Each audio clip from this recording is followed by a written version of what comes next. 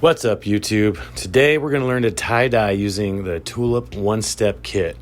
They call it that because the soda ash is already pre-mixed into the bottles, so you do not need to do any sort of concoctions yourself.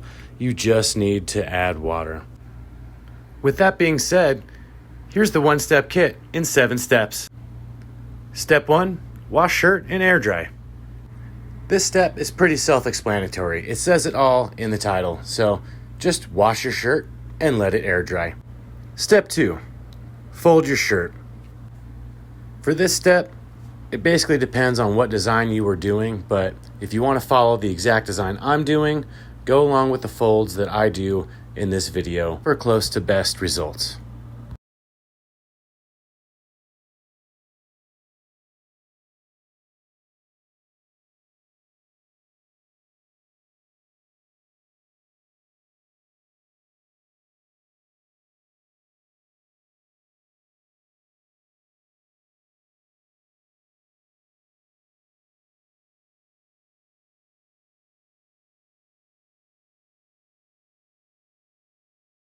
Step 3, tie and rubber band shirt. For this step, it really all depends on the design that you are going for, but with a spiral, you can just rubber band it the way that I do. I did a perimeter rubber band on this one, and then I also did, I believe, 4 rubber bands to create the 8 sections that you will end up seeing on this shirt.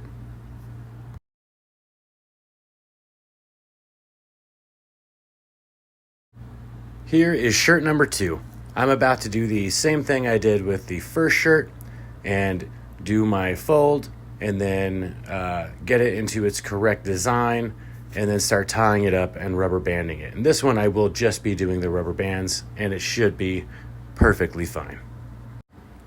As you can also see, I will be using a little tool here to create the pleats in the fashion that I'd like them to be. I want them to be pretty even and not be too bumpy or overlapping each other. Now in this one, it's not perfect, but it'll do. Step 4, add water to the bottles. For this step, you just buy 2 kits and then you fill them halfway with water. If you fill them all the way with water, your colors are going to be very faded and not vibrant whatsoever. So buy those 2 kits, fill them up halfway each, and now you got 1 full kit. Now for step 5, soak and wring out tied shirt. So basically those 2 shirts that we folded and tied up earlier, we're going to now soak them and then we're going to wring them out until they're just barely damp. You don't want them too wet because if they're too wet, your colors are going to run into each other. That's not what we want. We want them to stop somewhere, right? Once you've done that, we can get to the fun.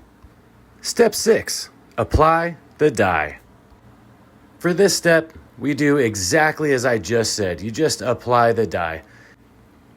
And though I did not do a traditional spiral on these shirts, I'm still applying the dye as if it were a traditional spiral. I believe other tie-dye artists may call this something like a spider design, except in the spider design, they would do black on the entire side of the opposite side. So basically, they would do what I'm doing now, and then when they flip the shirt over, they would just apply black dye instead of trying to recreate what they did on the first side.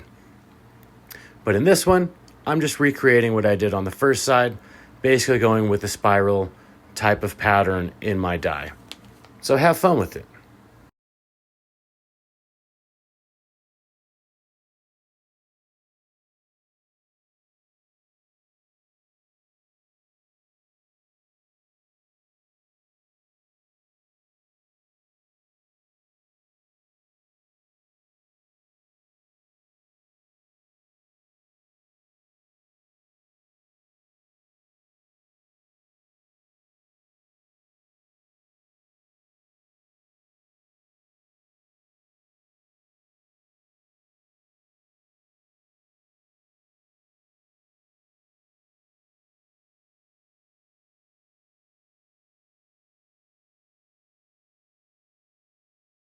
Step 7, cure in bag for 24 hours. This may be the simplest step of them all. All you got to do, bag up your shirts, throw them somewhere dark and cool, and let them do their thing. So this is basically just letting the dye soak in and set. Now, you don't want your shirt to get dry, because if that happens, then the dye will not set properly in those areas. So be sure to bag it and leave them somewhere dark, maybe a little bit damp, and you should be rocking. So when you go to rinse your shirt out, you'll want to make sure that you have gloves. There we go. Almost forgot those. Now that we've got the correct protective gear on, we can go right ahead and start rinsing this out. I'm going to start it off with cold water, and I'm going to let that rinse as much of the coloring out as I can.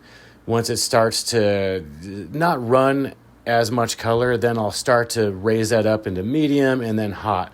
The hotter I go, the more it starts to run those colors out. So let's get it. Let's not forget that I did 2 shirts in this video. So let's rinse shirt 2 as well, so we can throw them in the wash together. The reason I do this is because I do recommend tie-dyeing a couple to a few shirts at once if you're going to do it. Once you mix these colors, you gotta use them. Now for the wash. On this, I've been asked a couple times what people need to do when they do a wash at the end there. What you want to do, I'm doing a small load. I'm going to put it on cold. I'm going to do just a regular setting.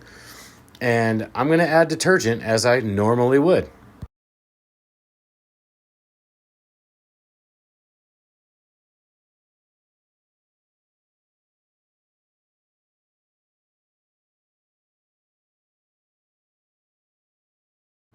Now let's get those shirts in the wash.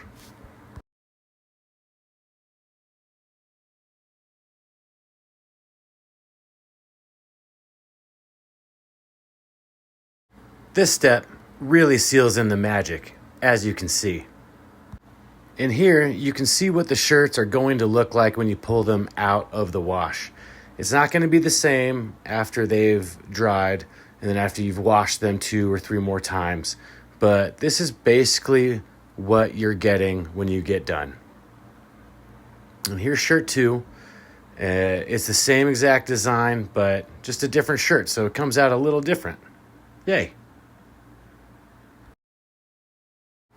Now, for shirt 1 reveal. Had I filled those bottles all the way up, the colors you see here would not be coming through almost at all. You would barely even notice colors on the shirt. So thank God we filled those bottles halfway up, because look at those colors.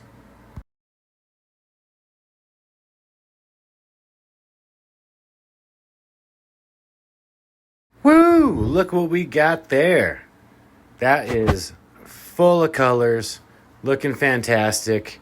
Don't mind the guy there. He is what he is, but the shirt looks great.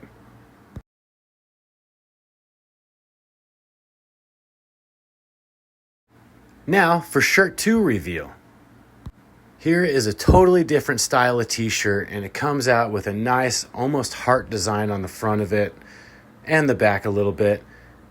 That's the beauty of this. You can use any type of shirt or tapestry or whatever you want to use and just throw on some designs for fun. Throw a little bit of color into the world. Just make it a brighter place. Oh, and I am definitely not trying this shirt on. There is no way I want to stretch this out for the customer. They would not be happy if I put this on. Alrighty, folks, that is it for the Tulip one-step tie-dye kit with the Galaxy kit. Yes, I bought 2, filled them up halfway for 1 full kit with full color, full realization. Have fun, y'all.